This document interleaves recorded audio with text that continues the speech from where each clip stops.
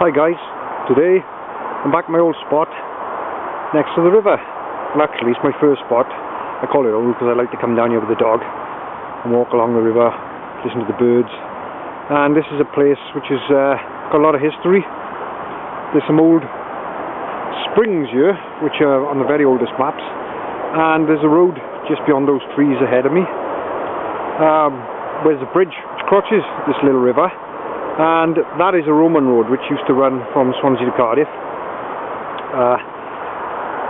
So I'm hoping that the old adage that the Romans always used to stop at a river and throw a coin in to ensure they had good returns. I hope that holds true, and I can find some Roman coins here. But saying that, I just like to come down here, and even if I'm digging up old cans and things, I still get the feel that I'm helping clean up the environment, and this is such a beautiful environment.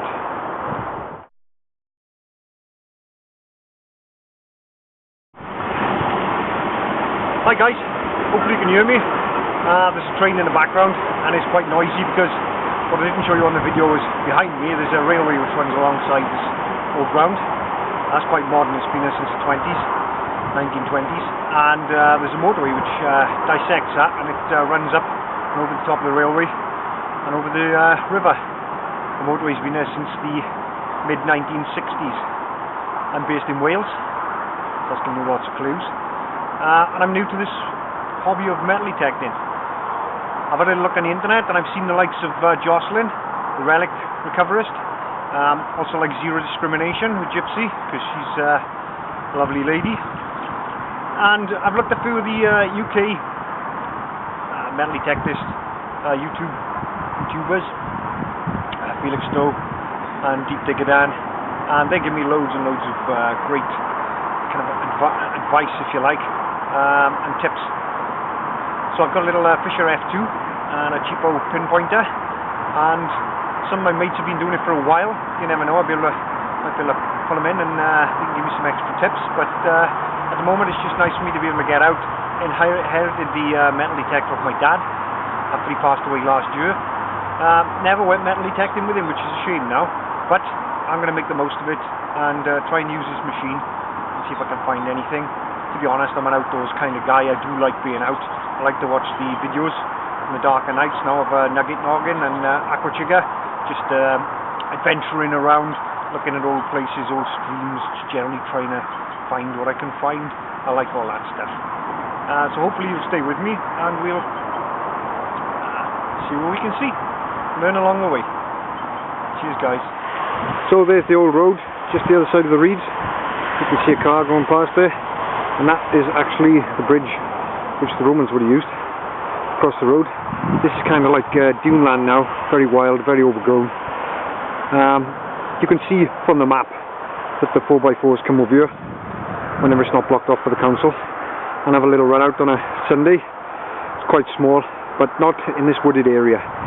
What I've also found looking at the older maps is that going back to that bridge, which is just behind me, there seems to be a path which runs from the corner of the bridge out and around behind me, through the trees and over there to the springs. Now this old path is obviously long overgrown, but I'm guessing that the local people, because there used to be some houses apparently on the other side of the bridge in the fields, but those people would have made their way there to the springs. And also, as this is halfway between Swansea and Cardiff on the old Roman road, it would have been a good place for the Roman soldiers to camp, because it's in the lieu of the road and the river. It provides a little bit of a shelter, and obviously if you've got the springs, the natural water. So hey, who knows what we'll find.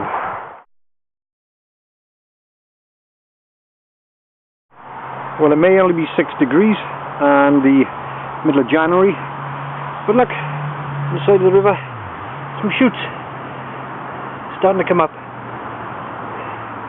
Excellent. Birth, rebirth, new life.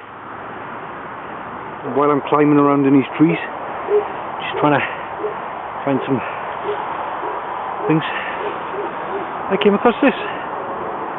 Look at that. I think there's a little hollowed out part of a branch there.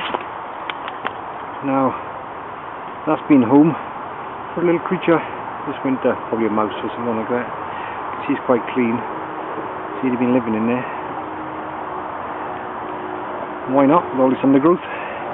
We keep them out of the wind and keep them a little bit warmer. Hope you enjoy being outside as much as I do, guys.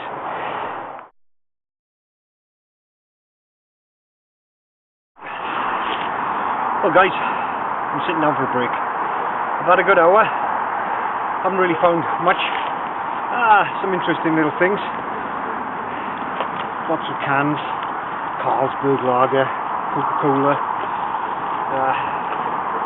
Yeah, lemonade. But it's good at least. I'm cleaning up the riverbank. I did find one or two interesting little things along the way. Crisp packet, foil. Got my toothbrush. Shout out to West Country Clegg. Saw him using a toothbrush to clean down a few things on YouTube. Good idea, mate. What else have I got? My spare batteries, my detector. It's another one. There's my little piece of wire, I think. I'm not sure. I did take a photo. It seems like some wrapped wire twine, maybe from an old fence, and then from the bottom of the tree I did dig this little piece of metal. Impossible to tell what it is. I think I'll probably take it to my allotment, drop her in a bucket of water and let it soak for a few days, just in case we can find out what it is. Maybe an old rivet or something. Looks like. Anyway, it's been good, interesting. My Olympus camera, it's only 5 megapixels and it's not very portable, so I got it propped up for the moment. I'm gonna have to get something a bit more friendly. No worries. Having a nice hour or two outside. It's about 6 degrees. I can see signs of life, even though it's January here in Wales, when most things are still long dormant. There are signs of some shoots popping through and alongside the riverbank. I think maybe the problem with this area is it's very muddy, and obviously there's a lot of things washed up because the river does overflow during the winter, and I think that's why I'm finding so many cans, because they're washing down and just getting buried quite close to the earth. But there is a possibility of finding some neuronal if I can track that path. I shall go home, have a cup of tea, and I'm going to look at the maps on the internet, and I'll see you all again. Cheers guys.